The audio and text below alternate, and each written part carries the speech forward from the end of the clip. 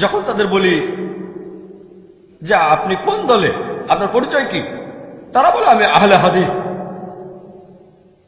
আমি বলি আহলে হাদিসের অর্থটা কি, তারা বলে আমরা হলাম কোরআন আর সুন্নাহর অনুসারী, কোরআন এবং হাদিস। আমি বললাম ভালো, যুক্তি আছে।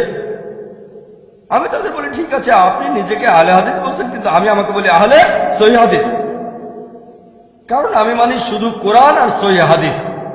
অনেক মুসলিম মেনে চলে জয়ীফ হাদিস আর মওদু হাদিস, আমি আহলে সহিহ হাদিস।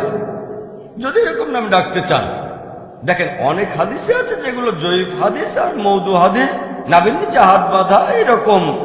এখন তারা বলে আহলে হাদিস, আমি বলি আহলে সহিহ হাদিস। যদি এরকম নামে ডাকতে চান, আমি তাদেরকে বলি ভাই আপনারা আহলে হাদিস মানে কোরআন আর হাদিস পুরোপুরি মেনে চলেন, খুব ভালো কথা। আমি তাদের প্রশ্ন করি, পবিত্র কোরআনের কোন জায়গায় কোন আয়াতে আল্লাহ তাআলা বলেছেন নিজেদের আহলে হাদিস বলে ডাকো? কোন উত্তর দেয় না। এরকম কোন সহিহ হাদিস কি আছে যেখানে নবীজি বলেছেন নিজেদের আহলে হাদিস বলে ডাকো?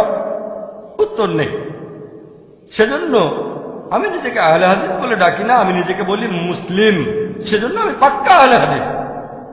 আপনারা হলেন আংশিক 90-95% অথবা 98%। আমি পুরোপুরি আহলে হাদিস, আহলে সহিহ হাদিস। আপনারা কি বলেন? আপনি যদি কোরআন এবং হাদিস মেনে চলেন, কোরআনের কোন আয়াতে আল্লাহ তাআলা কি বলেছেন আহলে হাদিস বলে ডাকো? কোন সহিহ হাদিসও বলছেন না যে নবীজি বলেছেন নিজেদের আহলে হাদিস বলো।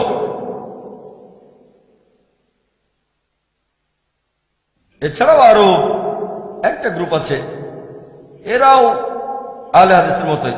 তারা বলে আমরা সালাফি। আমি বলি সালাফি? আমি একজন সালাফি।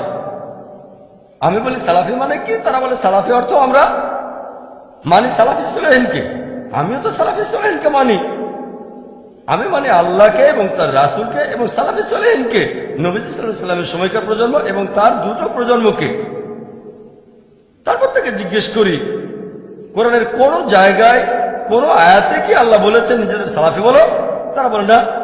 কোন হাদিস কি আছে যেখানে আমাদের নবীজি বলেছেন নিজেদের সালাফি বলো? তারা বলেন না।